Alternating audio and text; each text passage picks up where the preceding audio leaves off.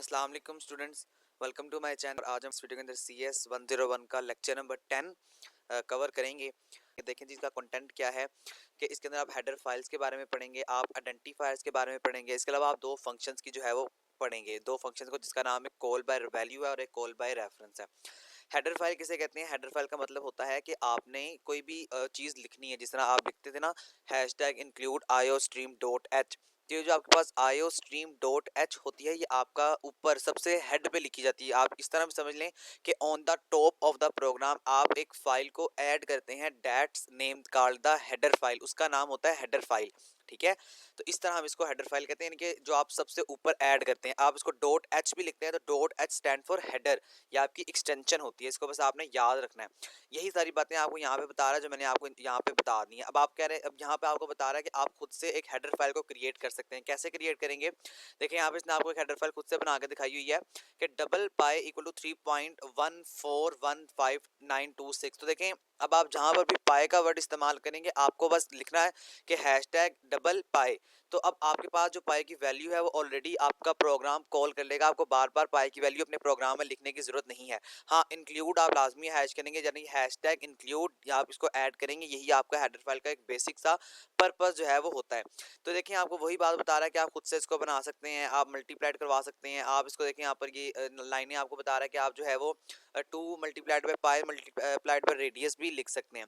फिर आपके पास कुछ आइडेंटिफायर्स हैं। आइडेंटिफायर्स क्या होते हैं? Identifier means the name that create in हर प्रोग्राम। आइडेंटिफायर का मतलब होता है कि वो नाम जो आप अपने प्रोग्राम के अंदर इस्तेमाल कर रहे होते हैं। These names can be variable, functions, labels. ये नेम आपके पास वेरिएबल्स भी हो सकते हैं, फंक्शंस भी हो सकते हैं और कोई ना कोई लेबल्स भी हो सकते हैं। ये आपने याद रखना है, ये आपके एमसीक्यूज में पूछा जाता है, ये आपके क्विज में भी पूछा जाएगा।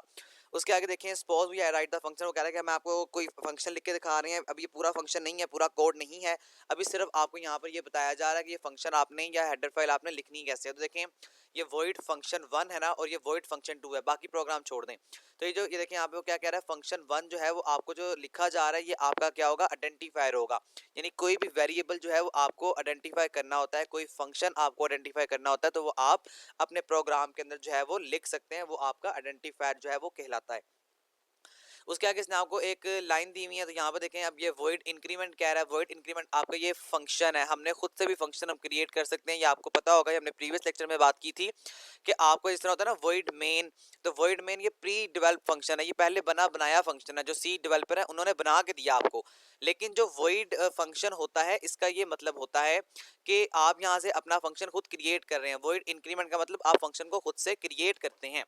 तो यही बात आपको यहाँ पे देखें बता रहा है। और ये अब हम जहाँ पर भी ये नाम लेंगे ना, hashtag include iostream dot H, तो अब हम यहाँ पर इसको हेडर फाइल के नाम से पुकारेंगे। अब आपने ये बात को याद रखना है, ये आपके एमसीक्यूज में बहुत इंपॉर्टेंट है, पूछा जाता है। प्रोग्राम आ गया, हम एक प्रोग्राम देखते हैं, हम यहाँ पे फंक्शन को खुद से बनाएंगे। ये सिर्फ वो प्रोग्राम है, बाकी इस फंक्शन के अंदर, इस प्रोग्राम के अंदर कुछ भी नहीं है। सबसे पहले हम हेडर फाइल को इंक्लूड करेंगे, hashtag include iostream dot H को इंट आई मेन का फंक्शन होगा, सी आउट करवाएंगे। सी आउट याद रहे, ऐसा फंक्शन, ऐसा प्रोग्राम होता है आपको जो कि आपकी वैल्यूज को, आपकी लाइंस को स्क्रीन के ऊपर प्रिंट करवाता है। और सी इन ऐसा फंक्शन होता है जो इनपुट से वैल्यू लेता है। तो ये देखें, वॉइड एफ। वॉइड एफ का मतलब यहाँ पे सिर्फ इतना सा आ जाएगा कि आप यहाँ पर फंक्शन को खुद से क्रिएट कर रहे हैं, क्योंकि हमने वॉइड मेन पढ़ा था। Void main is a function that is pre developed, लेकिन वॉइड एफ जो है ये आपका वो फंक्शन है जो आपने खुद बनाया है। क्या? अब देखिए, यहाँ पर इसका मतलब है हैशटैग एन का मतलब है नेक्स्ट लाइन पे मूव कर जाओ, द वैल्यू ऑफ आई, जो वैल्यू है वो आई की, आई की वो आई के अंदर स्टोर होगी। ठीक है, और आई 20 से जो है वो इनिशियलाइज हो रहा है। सिर्फ आपने यहाँ फंक्शन को क्रिएट करना सीखा है, फंक्शन को इस्तेमाल करना सीखा है। अब हम कुछ फंक्शन कॉलिंग की बात करेंगे। देखिए, हम फंक्शन को बनाते क्यों हैं, ये सारी एक्सप्लेनेशन वही है।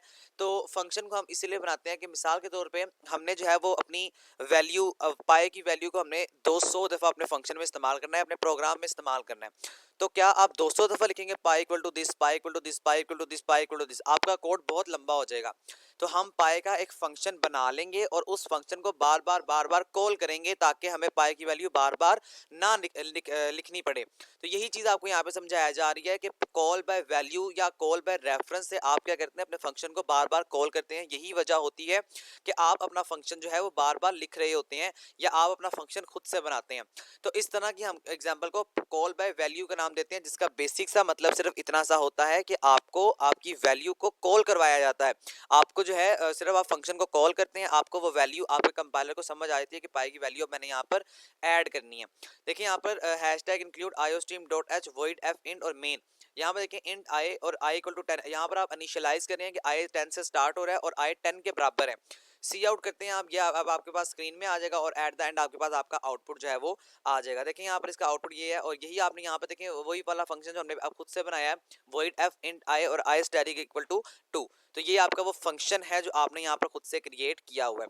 ये सिंपल सी आगे एग्जांपल है, होपफुली आप इसको खुद से एक दफा देख लेंगे। इसकी सारी एक्सप्लेनेशन आगे आपको वही बता रहा है। अब हम चलते हैं जी ओके, रिकर्सिव फंक्शन कौन सा होता है? This is the special type of function. ये आपके पास एक स्पेशल टाइप होती है फंक्शन की विच कैन कॉल इटसेल्फ, जो कि अपने आप को कॉल कर सकती है। ये बात आपने याद रखनी है, ये बड़ा इंपॉर्टेंट एमसीक्यूज है और ये आपसे फाइनल में भी पूछा जाता है कि recursive is the function type that can recall itself, is it true या फॉल्स। और इसको इस तरह से भी पूछा जा सकता है कि रिकर्सिव जो होती है या जो जो आपके पास रिकर्सिव फंक्शन होता है वो अपने आप को कॉल कर सकता है। तो ये भी आपसे एमसीक्यूज में जो है वो पूछा जा सकता है। उसके आगे देखें, सिर्फ यहाँ पर आपको कुछ एक्सप्लेनेशन दी जा रही है पैटर्न के हवाले से है, तो ये कोई इतना इंपॉर्टेंट नहीं है। फिक्टोरियल का फंक्शन आपको आना चाहिए। फिक्टोरियल का मुराद क्या होती है? अगर आप MTH 301 और 202 पढ़ रहे हैं तो फिक्टोरियल का मतलब होता है उससे बैकवर्ड, यानी कि अगर 7 का फिक्टोरियल है ना, तो 7 multiplied by 6 multiplied by 5 multiplied by 4 3 2 1, और मल्टीप्लाई की जगह हम यहाँ पर डॉट को इस्तेमाल करते हैं, जिसका मतलब होता है कि हम यहाँ पर मल्टीप्लाई जो है वो करवाना चाह रहे हैं।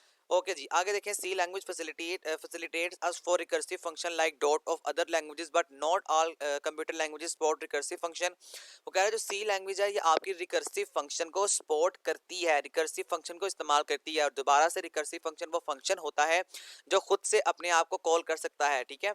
उसके आगे देखें तो but not all computer languages, लेकिन तमाम कंप्यूटर लैंग्वेज में ये फैसिलिटी मौजूद नहीं होती। ये भी आपने बात को याद रखना है कि सी लैंग्वेज के अंदर रिकर्सिव फंक्शन की फैसिलिटी मौजूद है, जबकि ऑल लैंग्वेज के अंदर ये फैसिलिटी मौजूद नहीं होती।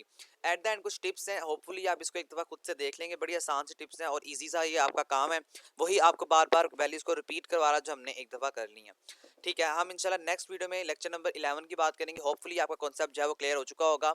अगर फिर भी कोई चीज़ आपको समझ नहीं है या आप मुझसे कमेंट्स में पूछ लें, इंशाल्लाह एज सून एज पॉसिबल आपका कमेंट का रिप्लाई करके आपका कॉन्सेप्ट क्लियर कर दिया जाएगा। आखिर में एज यूजुअल मेरी तमाम तो लोगों से रिक्वेस्ट है, मेरी इस वीडियो को लाइक दोस्तों के साथ ज़रूर कीजिएगा, शेयर भी कीजिएगा, लाइक भी कीजिएगा और मेरे इस चैनल को सब्सक्राइब भी कीजिएगा। Thank you so much. अल्लाह हाफ़िज़।